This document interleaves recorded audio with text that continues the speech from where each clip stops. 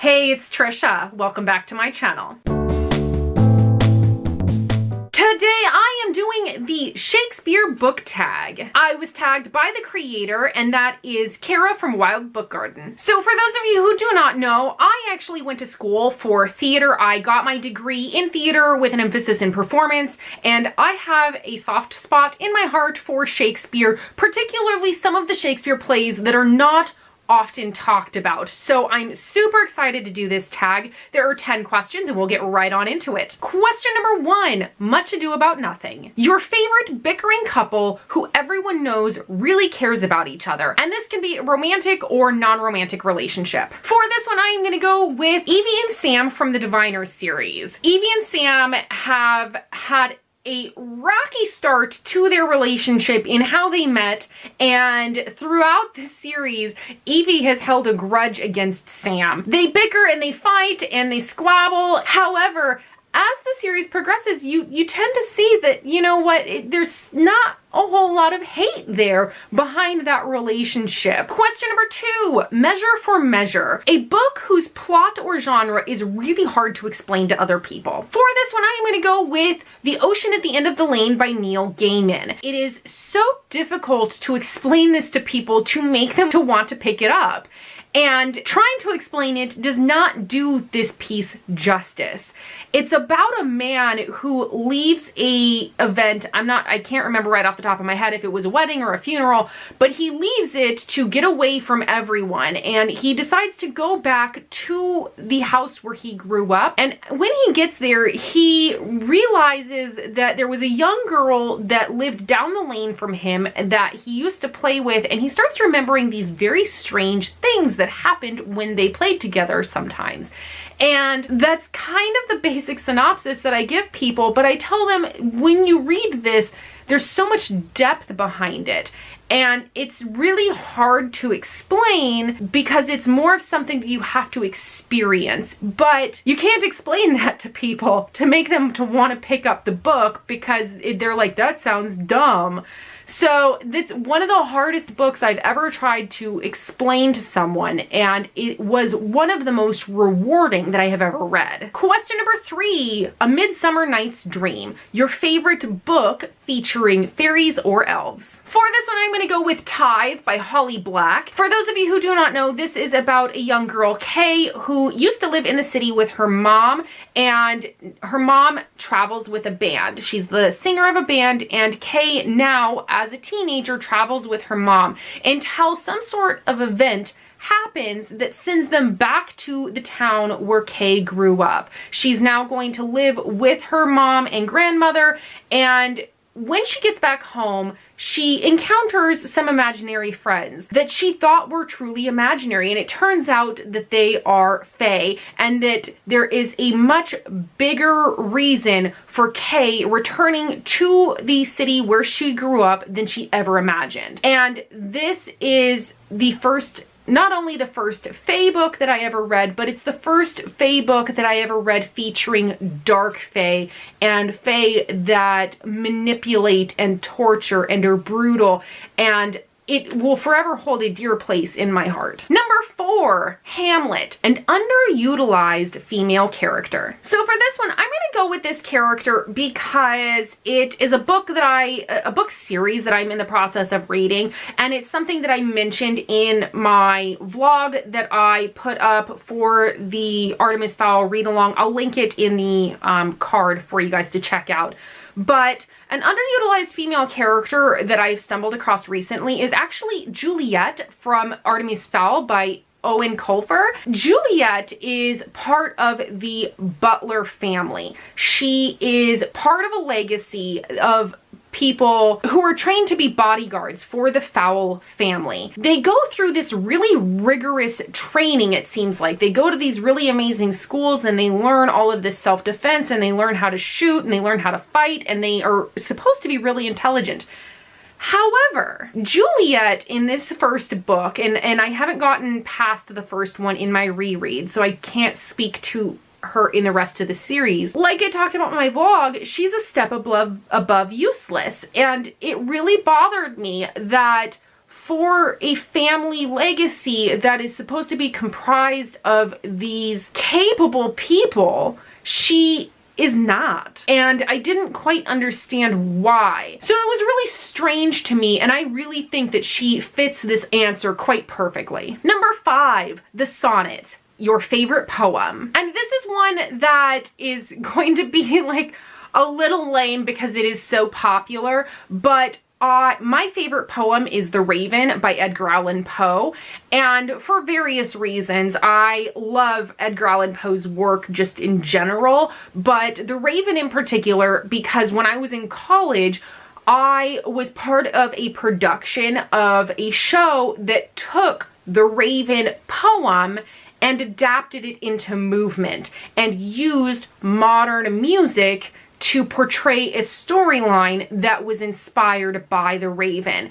And I actually played the Raven, and it was a fantastic experience. It's something that will forever stick with me. It was actually one of my favorite theater roles I ever did. I love the Raven so much. I actually have a tattoo on my back that has a little raven in it. Number 6.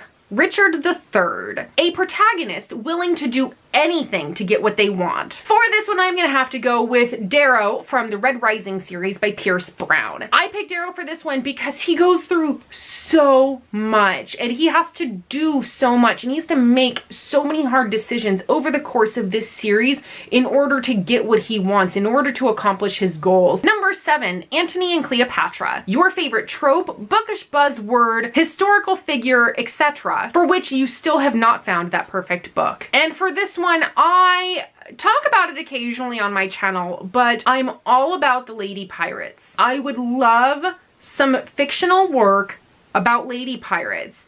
And I'm talking badass lady pirates that don't disguise themselves as men in order to accomplish what they've set out to do. I've read some decent books about women who end up on ships, but they've got to disguise themselves as men. I want a female pirate that is a badass swordsman that can kick your ass, and maybe a little bit of magic thrown in there. That's not a deal breaker for me. However, I am on the hunt for a fantastic lady pirate book. If you have any recommendations, please leave me a comment down below. Number 8, Titus Andronicus, a lesser known work by a popular author which you want more people to read. So I know that Kara was joking when she said this, when she said that she, wasn't picking Titus for this. However, Titus just so happens to be my favorite Shakespeare play. So if you haven't read it, I do recommend it. Be forewarned, it is a bloodbath from beginning to end. There is a trigger warning for rape in there and abuse and violence of all kinds. Like, I don't think I can put enough trigger warnings on the violence for this particular play. It's really good. However, I'll pick an actual pick for this. I was gonna pull my book out, but it doesn't matter because it doesn't even have a dust jacket, so it doesn't really matter for me to hold a black book. But I'm going to pick Pandora by Anne Rice. Pandora is actually one of Anne Rice's shorter works. It is about Pandora. She was actually a child in ancient Rome, and the writing in it is just so beautiful. So if you are interested in reading Anne Rice, or if you have read some of her works in the past and you are looking for something new or something different from her, I highly recommend checking out Pandora. Number 9, King Lear, a complex female villain or anti-hero. Now for this one, I don't read a lot of books that have female villains or even female anti-heroes. However, one that has stuck with me for several years since I have read this book last is actually Circe from the Gemma Doyle trilogy. Circe is the villain type character that Gemma and her friends encounter throughout this series. I can't really say a lot more than that. However, the imagery that Libba Bray gives us with Circe is, and just like all of the bad stuff in that world, really stuck with me. So I'm gonna go with that. Number 10, The Taming of the Shrew, choose two polarizing books, one that you loved and one that you hated. For the one that I loved, it's one that a lot of people really didn't like, and it's got good ratings, but however, the people that didn't like it, like, really didn't like it. And that is The Host by Stephanie Meyer. This was actually my first dive into sci-fi. This is one that I really loved because, to me, like, a lot of people talk about the romance in this, and I didn't really care about the romance. Whatever, that wasn't my thing in this. I loved what it had to say about what it means to be a human and the deeper complexity with that. And so this is one that I really loved. For one that I really hated, hate's a strong word with this one. I'm incredibly disappointed with. Yes, I didn't like Jane Unlimited by Kristen Cashore. I know a lot of people really recently liked this one. I'm not going to try to summarize it because it was so difficult for me to understand, but a lot of people seemed to really like it because it had a queer main character. That's awesome. I'm all for representation in books. However, the representation in this did not make up for the negative aspects of the book for me. I felt that the writing was really subpar. I also don't like Nancy Drew, and this was very Nancy Drew to me, and I just can't get on board with a Nancy Drew-esque storyline. So that's one that I really didn't like. And the last thing in here is number 11, Give Me Your Hands If We Be Friends. Tag some people. I'm going to tag Rhiannon from Crescent Moon Reads because I know you do theater. You're gonna be the only person that I'm going to tag because I don't know who else likes Shakespeare. However, if you see me do this tag and you are interested in doing it, I also will tag you. Let me know in the comments down below if you have done this tag because you saw me do it. And that is it for the Shakespeare Book Tag. Thank you, Kara, so much for making this tag and for tagging me in it. I had so much fun thinking of the answers in this. All right, now is a perfect time, if you have not already done so,